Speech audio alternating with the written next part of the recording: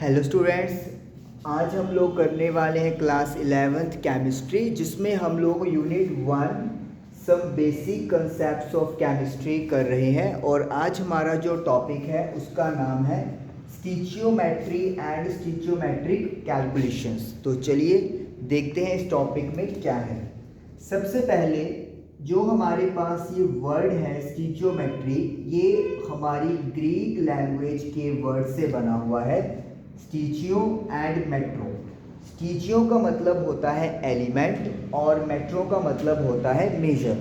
तो इसका मतलब है हम लोग एक तरह से एलिमेंट का मेजरमेंट कर रहे हैं। एलिमेंट का मेजर मतलब उसके मास से हो गया, या फिर कभी कभी उसके वॉल्यूम की बात भी कर ली जाती है। जैसे यहाँ पे देखिए, stoichiometry deals with calculation of masses. Masses की कैलकुलेशन से डील करता है स्टीचियोमेट्री। कई बार वॉल्यूम की बात भी कर ली जाती है। Of reactants and products involve in a chemical reaction. उन रिएक्टेंट्स और प्रोडक्ट्स की जो एक केमिकल रिएक्शन में इन्वॉल्व हैं। मतलब आपके पास कोई भी केमिकल रिएक्शन है, जैसे ये आपके सामने एक केमिकल रिएक्शन दी हुई है, methane reacts with oxygen to produce carbon dioxide and water. ये आपके रिएक्टेंट हैं, ये आपके प्रोडक्ट्स हैं। तो इनमें इस इक्वेशन में जो स्टीचियोमेट्री है वो डील करती है इनके मासेस की कैलकुलेशन के साथ। क्वेश्चन ये है कि स्टीचियोमेट्री क्या चीज़ है, मतलब क्या चीज़ है। आप देखो यहाँ पर CH4 के आगे बाय डिफ़ॉल्ट 1 लगा हुआ है। अगर कुछ भी नहीं लगा हुआ तो वो बाय डिफ़ॉल्ट 1 है। लेकिन अगर आप ऑक्सीजन O2 के साथ देखोगे तो ये 2 लगा हुआ है। कार्बन डाइऑक्साइड के साथ बाय डिफ़ॉल्ट 1 है, और H2O वाटर के साथ 2 लगा हुआ है। तो अगर आपके पास कोई रिएक्टेंट या कंपाउंड प्रोडक्ट है और उसके आगे कोई भी नंबर लगा हुआ है एज अ कोफिशिएंट, तो उसे हम लोग स्टीचियोमेट्रिक कोफिशिएंट बोलते हैं। स्टीचियोमेट्रिक कोफिशिएंट बोलते हैं। और इसके लिए जो रिएक्शन है उसको हम लोग बैलेंस्ड करते हैं। बैलेंस करके जो नंबर आएगा they are known as stoichiometric coefficient. तो अब इस चीज़ का मतलब क्या है, या हम लोग क्या समझते हैं। ये जो आपको बैलेंस्ड इक्वेशन दे रही है और जो स्टीचियोमेट्रिक कोफिशिएंट है, ये आपको 4 तरह की इंफॉर्मेशन देते हैं। वो 4 तरह की इंफॉर्मेशन क्या है, अब वो डिस्कस करेंगे हम लोग। ओके, इंफॉर्मेशन नंबर 1 देखिए। सबसे पहली इंफॉर्मेशन इन टर्म्स ऑफ मोल है। मोल की टर्म्स में हमें इंफॉर्मेशन मिलती है, और वो इंफॉर्मेशन क्या है। मीथेन का 1 मोल ऑफ मीथेन यानी CH4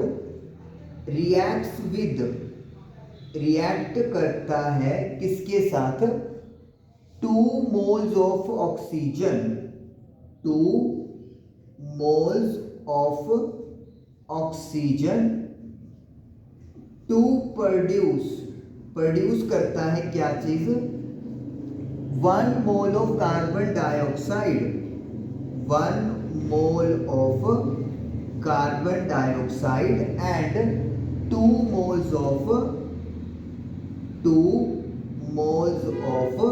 वाटर।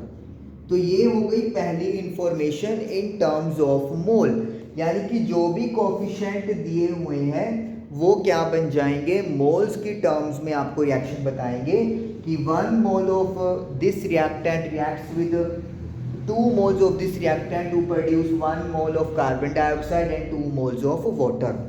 कोई भी रिएक्शन हो तो कोफिशिएंट जो होंगे वो मोल्स का काम करेंगे।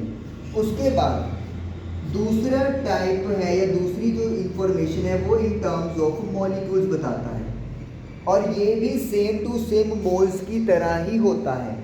जैसे 1 mole of methane reacts with 1 molecule of methane reacts with 2 molecules of oxygen to produce 1 molecule of carbon dioxide and 2 molecules of water. तो ये है दूसरी इंफॉर्मेशन जो हमें पता चलती है इन टर्म्स ऑफ मॉलिक्यूल्स। यानी सिंपली आपने करना क्या है, मोल को रिप्लेस कर देना है मॉलिक्यूल से, तो कोई भी बैलेंस्ड केमिकल इक्वेशन आपको मॉलिक्यूल्स की इंफॉर्मेशन भी दे देती है। ओके, उसके बाद next one in terms of volume की बात करेंगे हम लोग।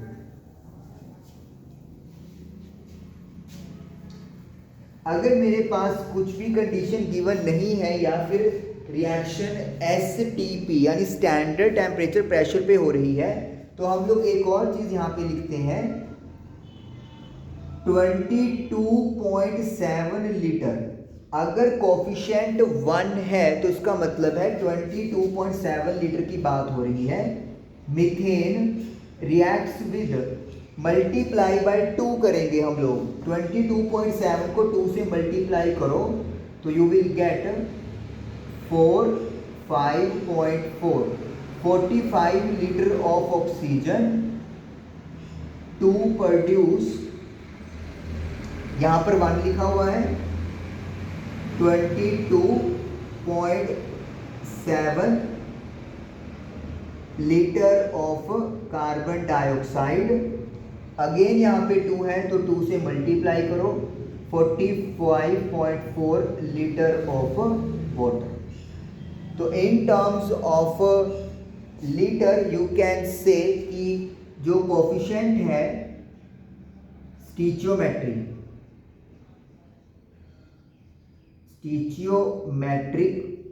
जो कोफिशिएंट है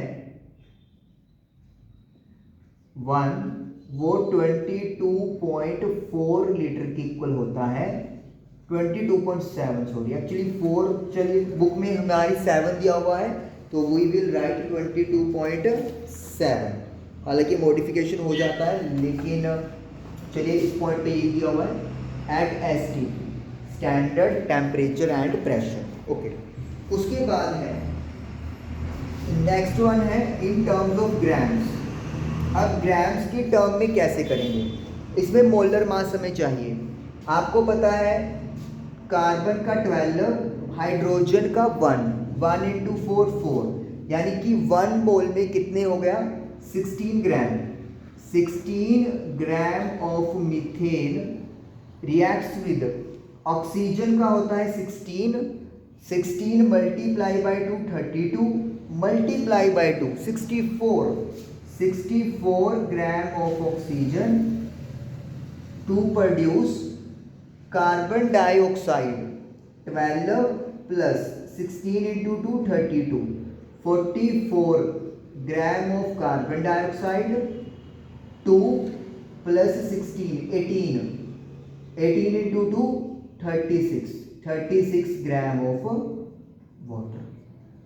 तो ये है आपकी कहानी जो ग्राम्स के अंदर डन होती है कि 16 ग्राम मीथेन 64 ग्राम ऑक्सीजन से रिएक्ट करके 44 ग्राम कार्बन डाइऑक्साइड और 36 ग्राम ऑफ वाटर प्रोड्यूस करेगा। तो स्टीचियोमेट्रिक कोफिशिएंट से जैसे हमने बात की कि मासेस और वॉल्यूम्स का डिस्कशन करते हैं, तो मोल्स की टर्म में बात हो सकती है जिसमें डायरेक्टली कोफिशिएंट उठाए जाएंगे, मॉलिक्यूल्स की बात हो सकती है उसमें भी डायरेक्टली कोफिशिएंट उठाएंगे। वॉल्यूम की बात होगी तो फिर 22.7 लीटर लेंगे अगर कोफिशिएंट 1 है, अगर 2 है तो 2 से मल्टीप्लाई कर दो 22.7 को, 3 है तो 3 से कर दो, तो ये वैल्यू चलती चलेगी। और अगर इन टर्म्स ऑफ ग्राम की बात करनी है तो 1 मोलर मास के इक्वल आपने, या 1 मोल में जितना मास होता है इन ग्राम्स वो टेक ओवर करके आपने कैलकुलेशन कर लेनी है। जो भी मास आएगा रिएक्टेंट या प्रोडक्ट का उसको उसके स्टीचियोमेट्रिक कोफिशिएंट से मल्टीप्लाई करना ज़रूर है। और स्टीचियोमेट्रिक कोफिशिएंट क्या होगा, जब आप एक रिएक्शन लिख देते हो तो उसमें जो नंबर हम लोग लगाते हैं रिएक्टेंट या प्रोडक्ट्स के आगे बैलेंस करने के लिए एक इक्वेशन को, उसे स्टीचियोमेट्रिक कोफिशिएंट बोलते हैं।